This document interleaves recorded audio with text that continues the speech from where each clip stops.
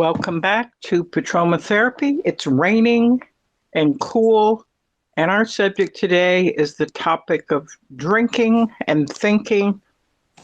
And you can see on our cover shot a 1930s drawing of could be either the Greek god Dionysus or it could be the Roman god Bacchus.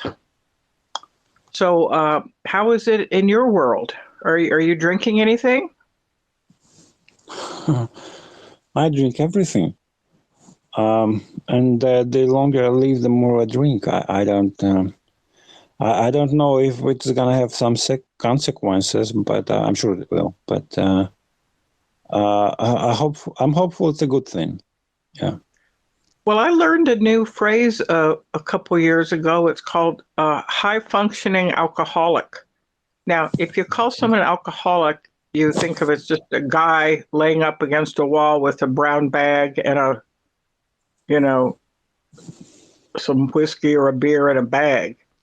So, if you're laying up against a wall and you've got a brown bag and you've got a beer in it,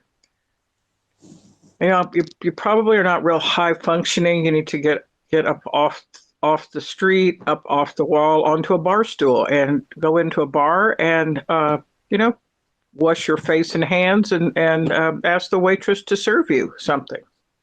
How does that sound as Petroma Therapy advice?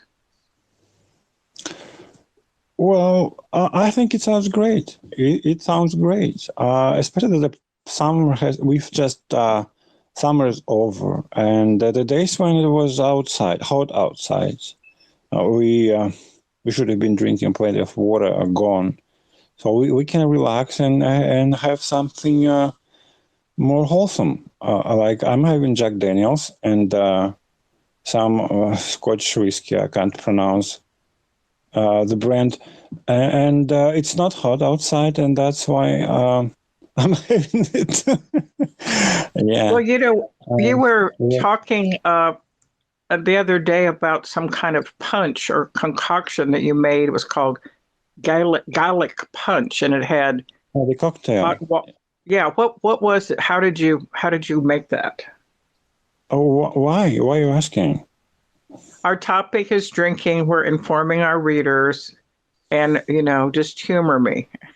Yeah, okay. Because I thought you usually make an introduction and you keep talking and listen. I like what you say, and now you keep asking questions like you don't want to talk, and I'm a little bit confused. Well, you're confused because you've been drinking, and I'm actually drinking. I am drinking some Maker's Mark Kentucky Straight Bourbon Whiskey, handmade. The company's been around since 1953, and it comes from a farm that makes whiskey. I guess they probably have some horses there too, in Loretto, Kentucky. And this is made under the supervision of a man named Rob Samuels. Maker's Mark is 45% alcohol, and it has like some red wax dripped over the top. And, this guy, what's the dude's name? Rob Samuels has written a little note to us. Dear Petroma Therapy people, America's handmade bourbon whiskey all began when my grandfather, Bill Samuels Sr., a sixth generation Kentucky distiller, didn't care for the whiskey that his family was making. So this guy, Rob, is telling his listeners or readers, so this guy in 1953, he burned the family recipe and started over. His taste and vision was a soft, rich, creamy, full-bodied yet balanced bourbon whiskey. Meanwhile, my grandmother, Margie, was busy designing the bottle that you're holding.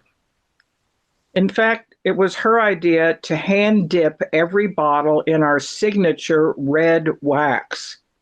This is so beautiful. To this day, making Maker's Mark in small quantities, a little at a time, is a family affair. I hope you enjoy it.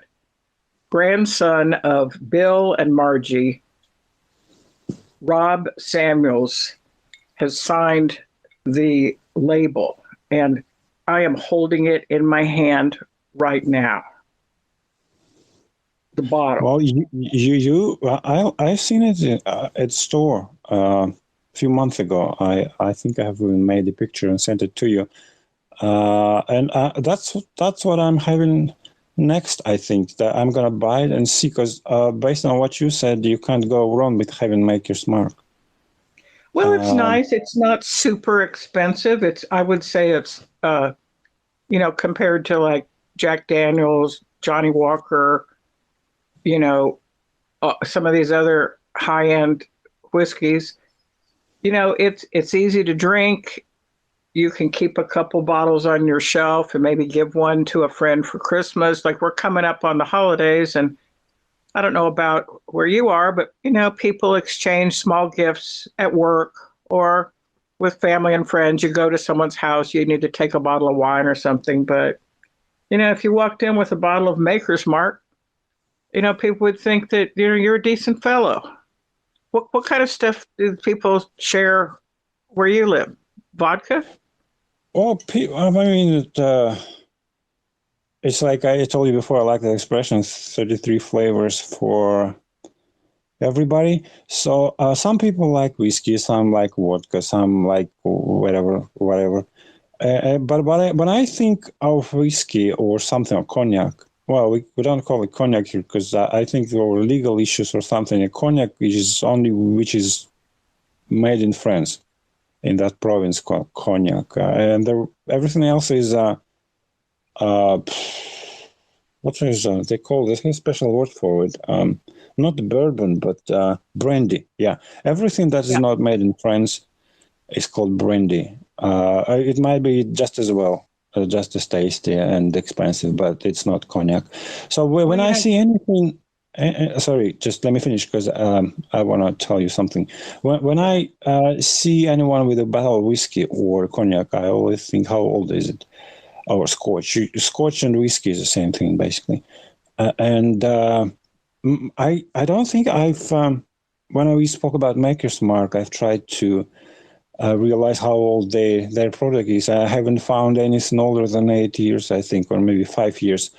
It doesn't mean it's bad, but when I think of something that's 10 years old or 15 years old, it takes me back in time. I'm thinking of what was it like when 10 years old, 15 years old, who was I mean, I don't want to just... but some people are not with us anymore. I think those people were still alive at 10 years old, 15 years old. Yeah. Because there's a piece of history with the bottle you're having. And I like anything with the numbers, and the older the number, the larger the number. How do you feel about older women? I can neither comment. Is there an expression? No, confirm. No, I don't remember. There's a very good one. I don't remember how it goes. I cannot comment or confirm or deny, something like that. Yeah. Okay, so like I was in a liquor store yesterday, and I was looking for a bottle of Tito's, and that is a Texas brand vodka. It's not very high priced, but it's very popular. I think it comes out of Austin, Texas. And I was just looking at some other vodkas, and all kinds of stuff. And I looked in this locked case that had, oh my gosh, they had a bottle of cognac was $4,499. That means that's $5,000 for one bottle. And it was a Louis XIII would be like Louis the 13th. It's a French cognac. I stared at that bottle, and I've visited France and I've visited Versailles, and the French know how to do things. There's the things that the French have done right. They gave us John Locke, and they gave us Montesquieu, and they gave us Pascal and Descartes, and these people know how to make cognac. So cheers to cheers to France. Absolutely. But then again, cognac is a specific type of brandy that is produced in Cognac province. I guess it's province, France, right? Mm-hmm. Yeah, because a few years ago I didn't know that, and they called cognac everything made from grapes. Now it's only applied to those that comes from France. Right. Well, also there were the locked shelves, locked cases with beautiful glass. Then there were the open shelves.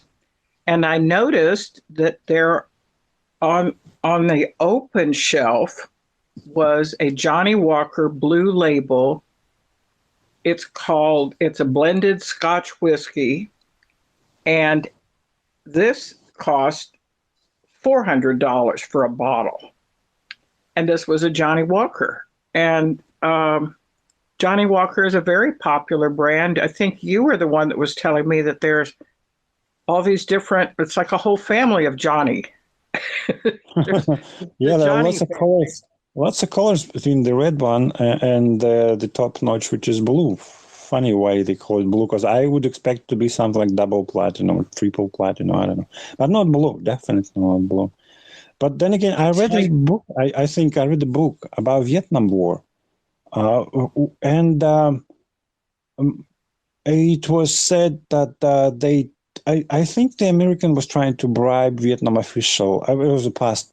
I think the war was over, but then, and he bought like these Johnny Walker Blue label, and that was absolutely like consider yourself the most expensive Mercedes.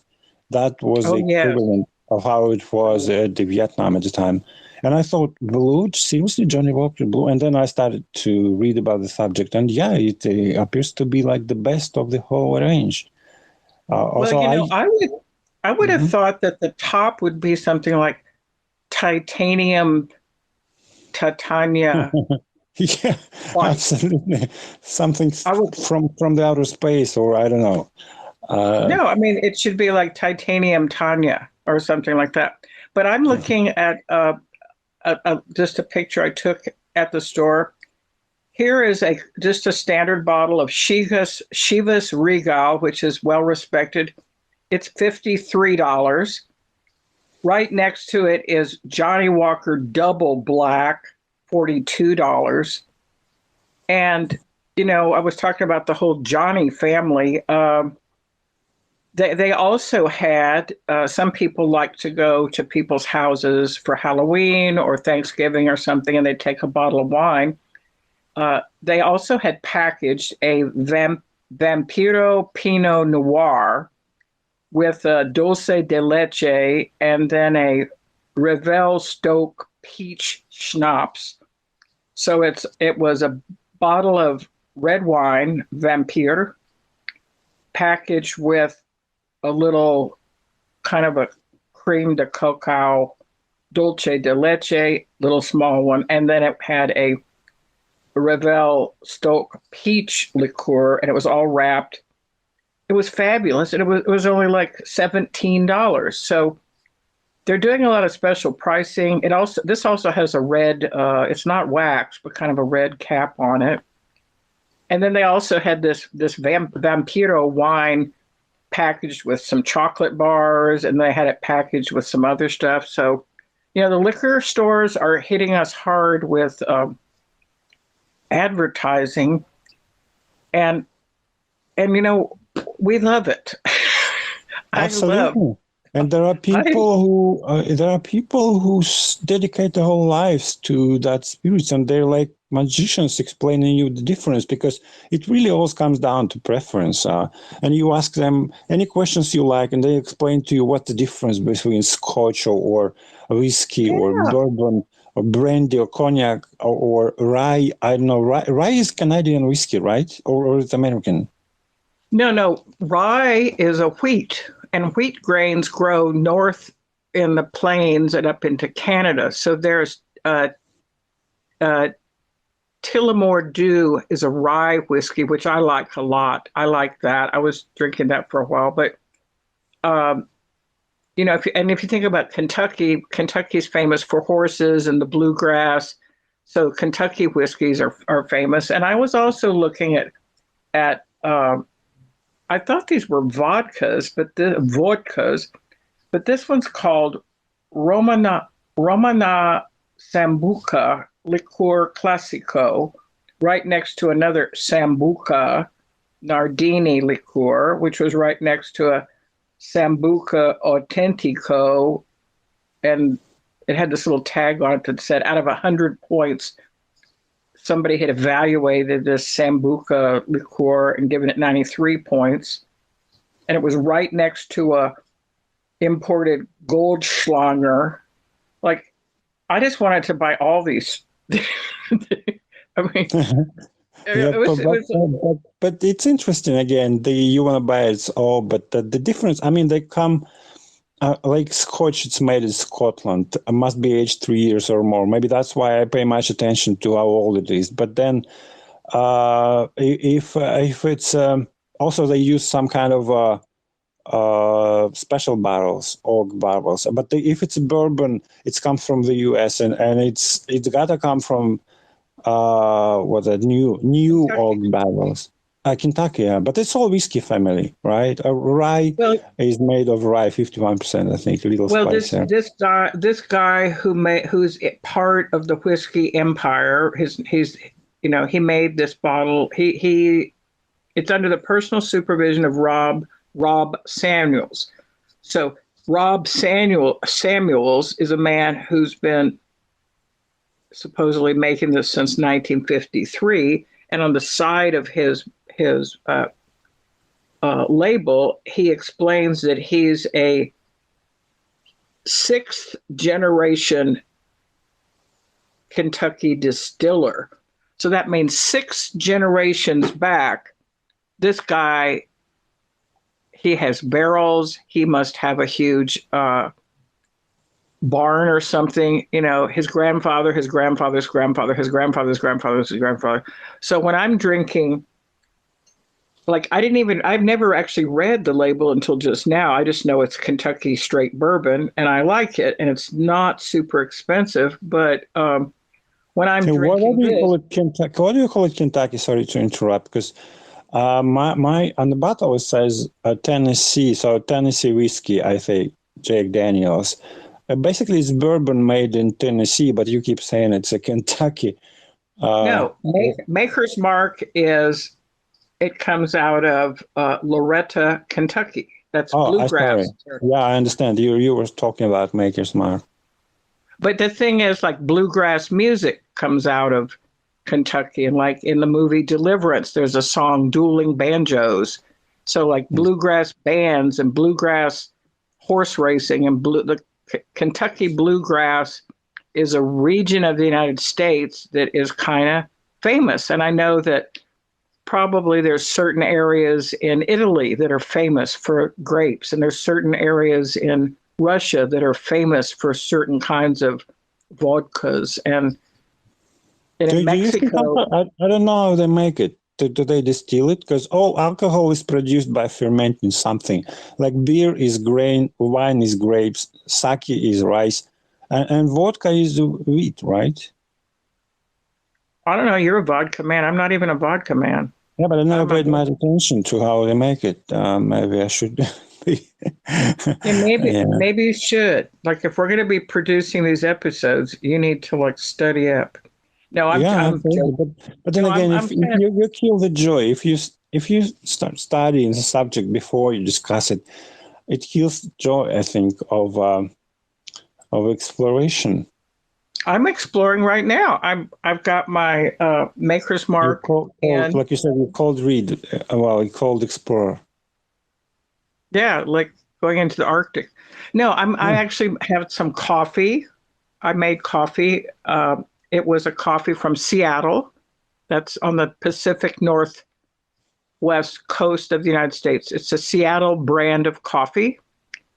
And it's not real dark. It's a mild roast. And I had some this afternoon, and then I just kind of warmed it up. And I put in a spoonful of sugar, and then I put in a shot of Maker's Mark. I feel great. So basically, you raining. made the garlic punch, which you asked me about just a few minutes ago. 10 minutes ago. I was going to answer you, but then I drifted away. And now I'm back to the subject. Because only I don't use the coffee. I just use some Irish or Scotch whiskey, some honey and lemon and hot water, boiling water. So it helps me with my sinus. Is that how you call it, sinuses, when you have a head cold? It's a long I, sinus, sinus, like It really helped me. sayonara. And it worked like a charm, and I thought, wow, this is, it really works, which surprised me most, basically, because I don't believe in any advice, especially if it's not medical. I think it's an advertisement or No, marketing. well, listen to this. I knew somebody who was in medical school, and when you're in medical school, you study the different parts of the body, and you do dissections on different parts of the body, and you take tests on different parts of the body, and you get your very own cadaver, and 6 people get to take it apart, and then they actually have a cadaver thank you party where the families that donated the cadaver get to meet the medical students who are cutting up their loved one. But anyhow, this person who was a medical student around the same time that my daughter was in medical school, I was over at, she was staying with him. I was over there for a while. And you had this guy, like Aladdin and his magic lamp, like a little small lamp, like Aladdin has a lamp, and you rub the lamp and it makes a magic I remember carpet. when I was a child. I love that story. Well, okay. So there's such a thing as a nasal rinse, and it's these little ceramic lamps that you put some solution in, and then you inhale it in your nose. Like I don't do cocaine, but like as if you were like inhaling cocaine, you inhale from this little lamp, and it's got some solution in it, something like Gallic punch or something, and it flushes your sinuses from the nose. I have that really old Chinese, I think, that opium smoker. It looks like it's made of, I don't know what's made. It's not aluminum, but something white. I think that's exactly what you were just describing. Probably it was legal like 200 years ago or something. It's very old stuff. And it's like opium smoker. I don't know what it could be, because there is a place for opium and there is a place for liquid, and you can actually heat it. I don't know. Maybe is it even legal? Well, there's opium dens all over the place. And like even during the time of prohibition in the United States, there were these places called speakeasies, where you would go to a secret door and you would knock and give a password. And if you knew the password, you could go down into an area that had, dancing girls and liquor and cigars, even though like the girls were called flappers because they were not wearing long dresses. They were wearing short dresses, and they were dancing and they were flirting. So even in the times of prohibition, the 1920s, anything that's prohibited, people are going to find a way to do it.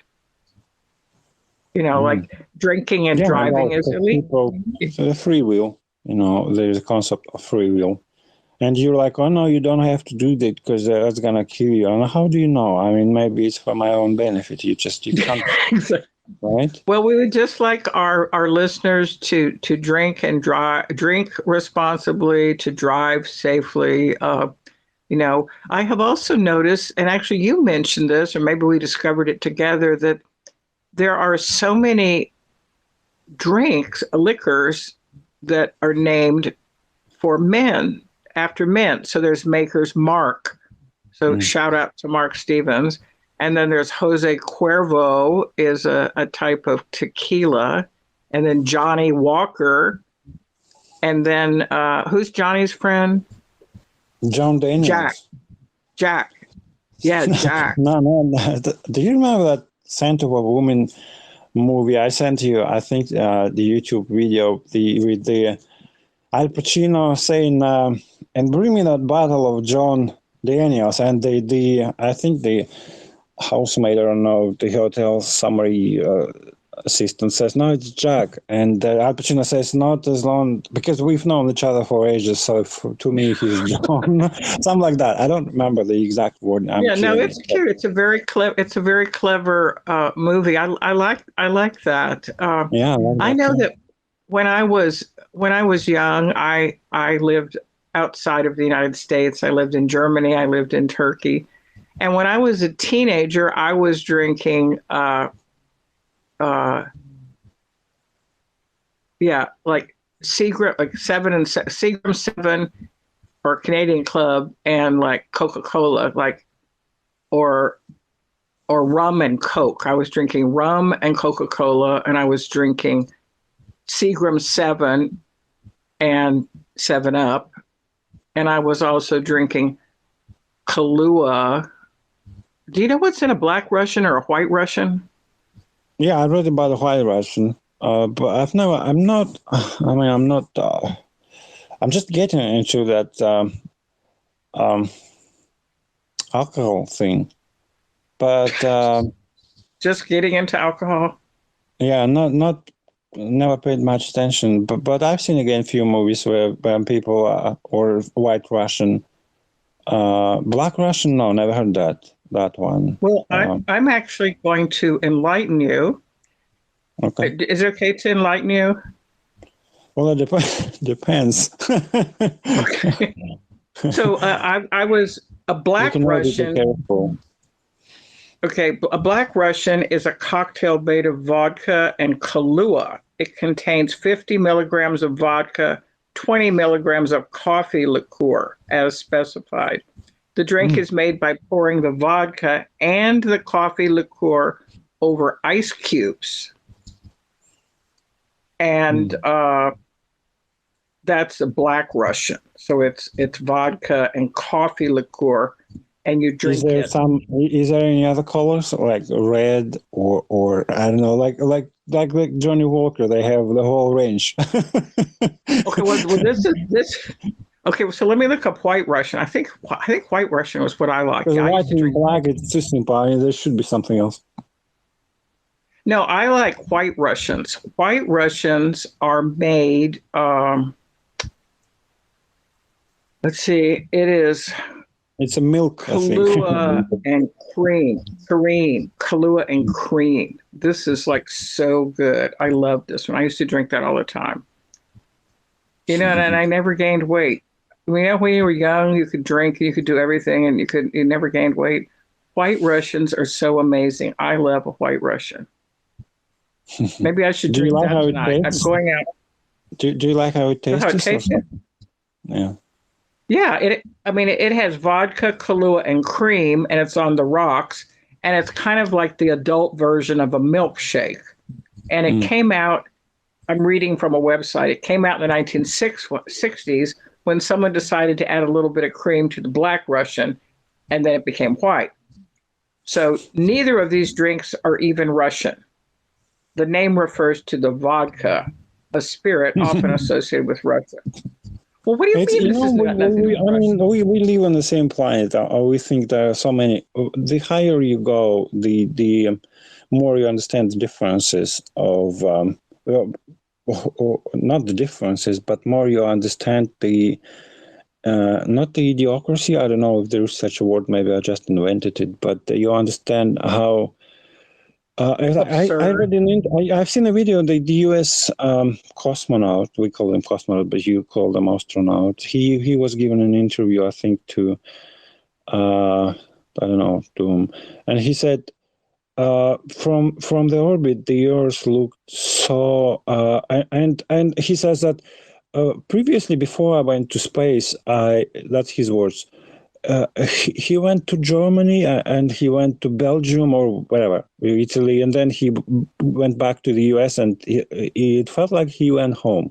But then when he went to the orbit and then came back, he says, wherever I go, I always feel at home, because from the orbit, the Earth doesn't have any, I mean, the countries probably, right, or not, doesn't have any boundaries. And I think, isn't that, and he said that every politician should go to, I don't know, space station or something, because I'm killing but you get the idea. No, and I I think like it's that. a great idea. Let's put all the politicians on a spaceship and send them away. We can send away Something like that, Biden, yeah. Because when they will Putin, go, and when they go Macron. back, they'll be able to grasp that what he said, No, what the no, U.S. was trying to say. I don't want them to come back. Well, let me mention this.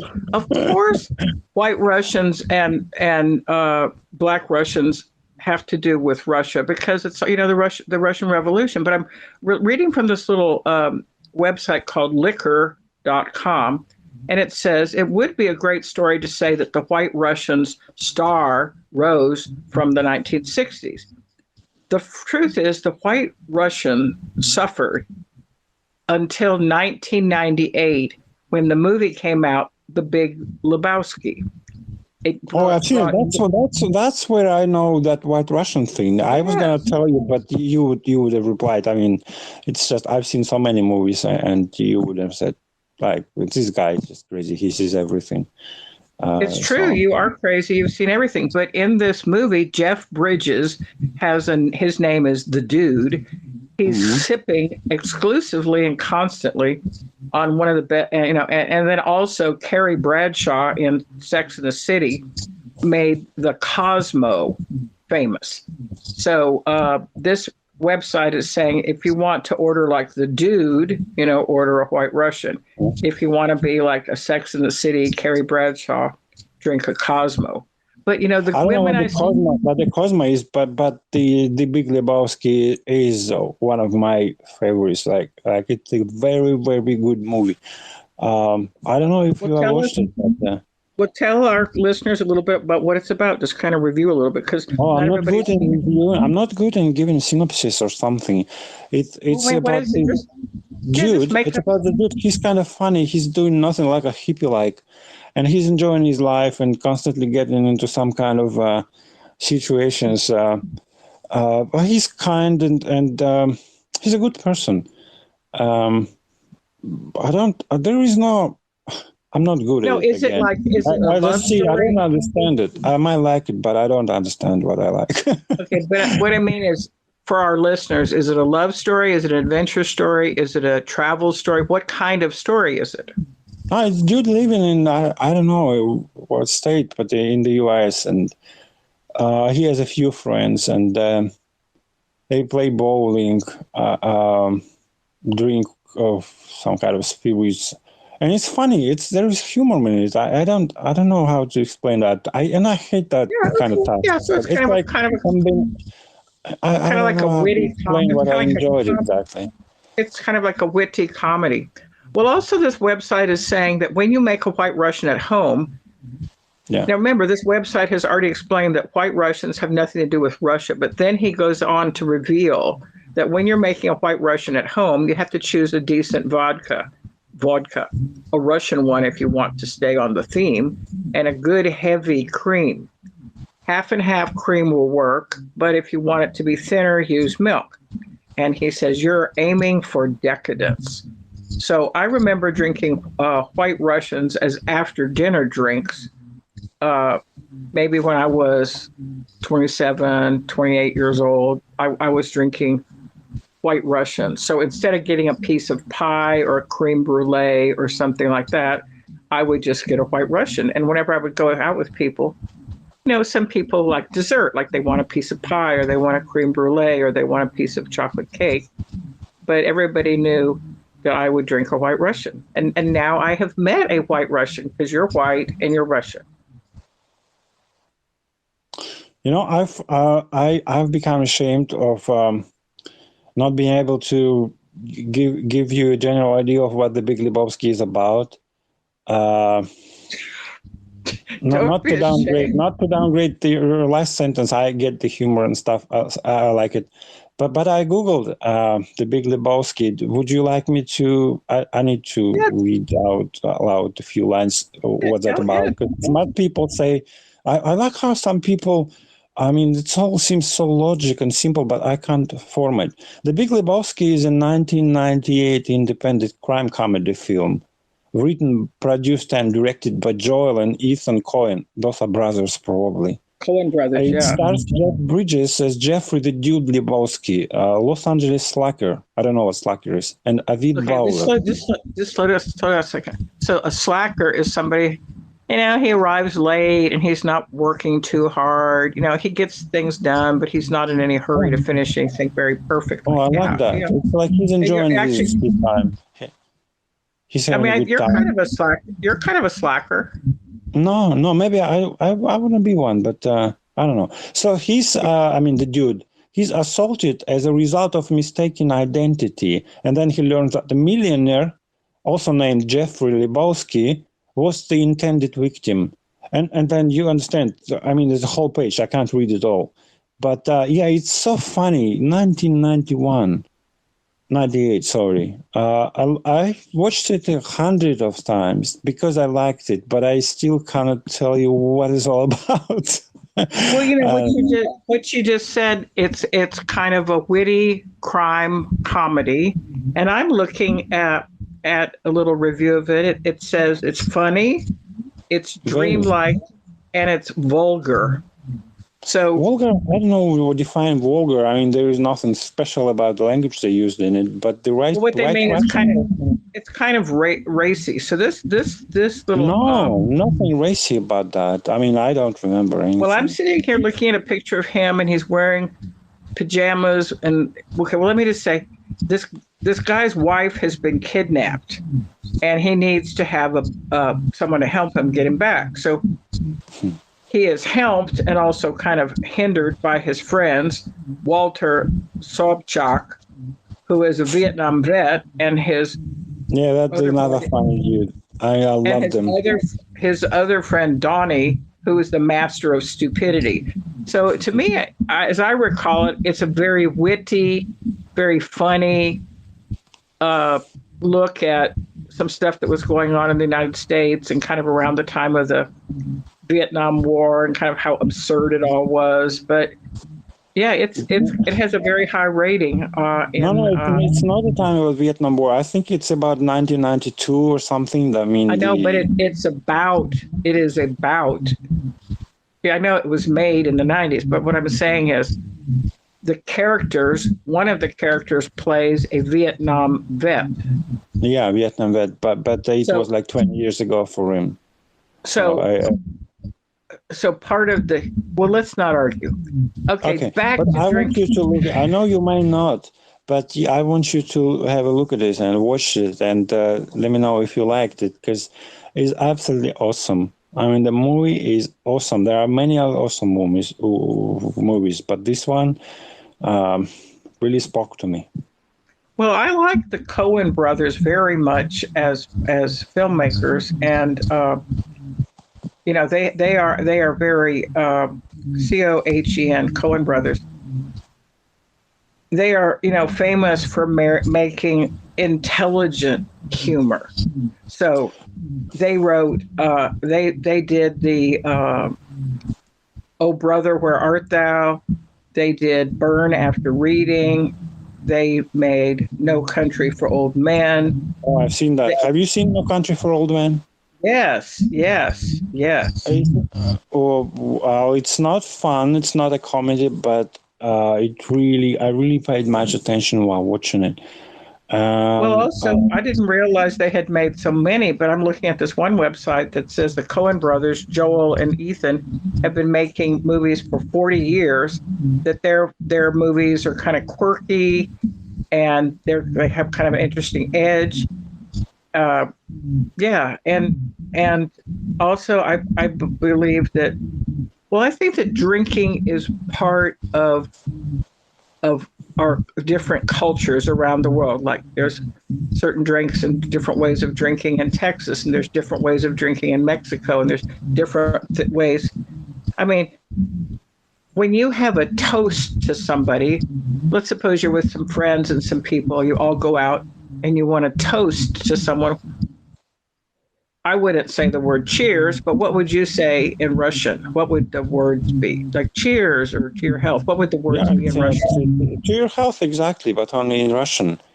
Well, how does that sound in Russian? На здоровье. На здоровье. Yeah. Oh, Well, maybe you should learn speaking Russian. You should learn Russian because your pronunciation is good and you catched it from the first attempt. Yeah, I think you have talent. thanks. For sure. No. One of the things that I say, I don't know when I started saying this, but like I'll be with some people and they'll be doing shots, or like if they're actually paying attention and listening, and people will buy the shots for each other. And I will raise my glass and I'll say, "Here's to life. Long may we live it." And I don't even know when I started using that as a toast. No, it's a good toast. It's a good toast, and yeah, it's nice. I don't know if you've come up with it yourself or you read it somewhere, but it sounds I nice. told you it is my toast. Now you're telling me I have to have read it someplace as if I stole it. Making Not necessarily, not particularly, no. But yeah, I'm not good at That's- toast. Really. I wish some people, especially in ex-Soviet Union, in Southern Republic, in Georgia, Soviet Union, not United States, they say so. I mean, they like you can't even stop listening. It's like short stories. They toast so great. And I don't know, I just adore such people. I mean, how can somebody make such an art out of saying to your health, basically? And what are some of the expressions kind of like? I mean, just make up something. it's like short stories, really, and they're always good, never bad or never had a negative connotation. It's always inspiring. It's like watching an inspiring video on YouTube, but only fun, more fun. Well, I know that when there's a wedding, usually at a wedding, the best man will get up and offer a toast and tell something about the couple. So that means it's a prepared speech. And yeah, I mean, there's like at weddings, that's kind of famous. Here, I'm looking at something that says, what do Georgians say when they toast? Mhm. And they say, Gamarjos. Gamajoba. Yes, Probably. that's it. What And does that that mean? is- I know the word, but I don't know what it means. Victory, like victory. I'm going to start using Georgian toast. Yeah. No, but it's just the one word. But Yeah. what I'm excited about is that they really tell stories, but it's not I mean, they just know a lot. It's not like the best man in the wedding who knows his role and he just what's the word? Well, here this little website is saying that one of the as you said, the Georgians are famous for giving toast, and one has to do with blessings and God, and it says many Georgians are very religious, and the toast goes up to the one who gave us life and the marvelous opportunity to enjoy this meal together. And then the expression of it is Idiba Upals, glory to God. I don't even know if I'm saying that right. No, I don't know Then here's Georgian. I have few friends, but I don't speak myself. And then there's another famous Georgian quote that has to do with peace. In the absence of wars and disaster, give space to development, prosperity, growth. Peace is essential. A short version of this, oh my gosh, I can't even pronounce this. Okay, I can't pronounce that. Well, we are on this positive note. Do you think we should maybe try to wrap it up? Because otherwise we've reached our peak, I think. And then from here now, it can only go downstairs, wouldn't it? Yes. Well, here's to life. Long may we live it. And we thank our listeners and we ask them to drive responsibly, drink responsibly, and to enjoy life. Gamarjoba.